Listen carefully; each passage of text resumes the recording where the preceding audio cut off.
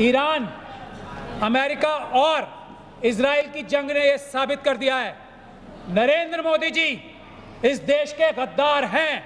कोई भी ऐसा नागरिक हमारे देश का नरेंद्र मोदी जी के अलावा नहीं होगा जो भारत को छोड़ के किसी और देश को अपना फादरलैंड बताए। इससे बड़ा गद्दार कोई भारत देश में नहीं है जो भारत को छोड़ के किसी और देश को अपनी मदरलैंड या फादरलैंड बताए। सिर्फ छोटा सा मैसेज है, कहने सुनने का समय समाप्त हो चुका है, करने का समय आ चुका है। बहुत जल्दी हम लोग एक राष्ट्रव्यापी आंदोलन शुरू करने वाले हैं।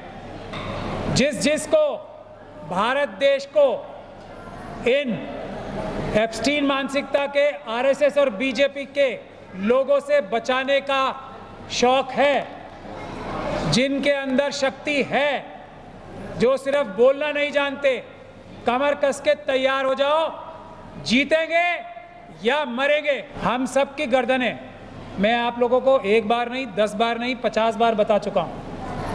हम में से एक भी नागरिक नहीं बचेगा, खासतौर पे अम्बेडकरवादियों को सबसे पहले नंबर आना है, जिसकी किडनी, जिसका लिवर आधे से ज़्यादा निकाल के ये लोग बेच नहीं देंगे। ये मैं बता रहा हूँ, आज मेरी बात लिख के याद करके रख लेना आप लोग।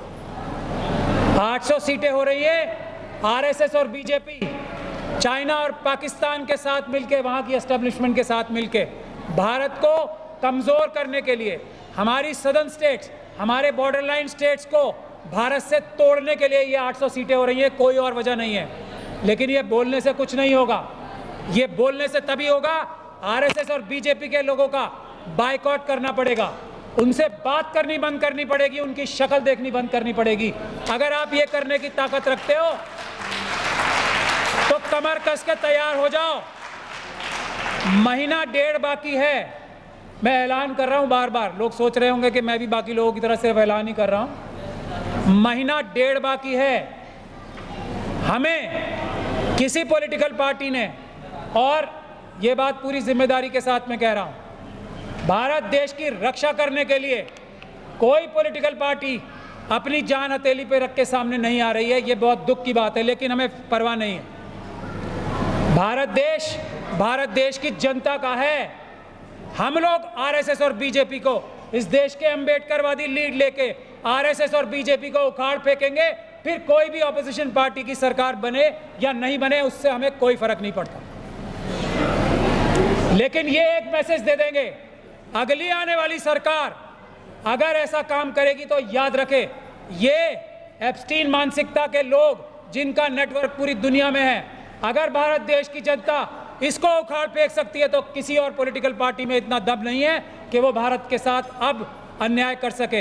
ईरान, अमेरिका और इजराइल की जंग ने यह साबित कर दिया है, नरेंद्र मोदी जी इस देश के गद्दार हैं।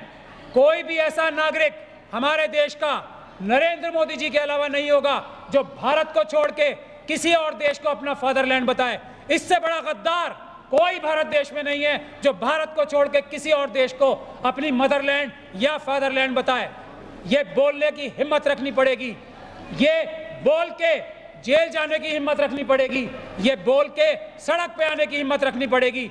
नरेंद्र मोदी ने इजराइल को अपना फादरलैंड बोल के ये साबित कर दिया है कि वो भारत के साथ गद्दारी कर रहे हैं। वो भारत देश को चाइना और पाकिस्तान की एस्टेब्लिशमेंट के साथ मिलके भारत के हर इंटरेस्ट को कॉम्प्रोमाइज कर रहे हैं। वरना आज चाइना की जगह भारत इस देश में सबसे आगे और सबसे ऊपर होता।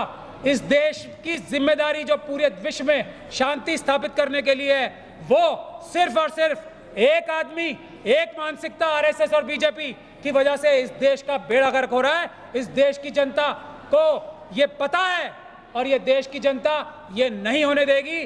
किसी को अच्छा लगे या बुरा लगे, वो समय आ रहा है। नोएडा में, दूसरी जगह पे आप लोग देख रहे हैं, ये नोएडा में कोई 2 रुपए लेने के लिए ज्यादा अपनी मिनिमम वेजेस लेने के लिए आंदोलन नहीं हो रहा है।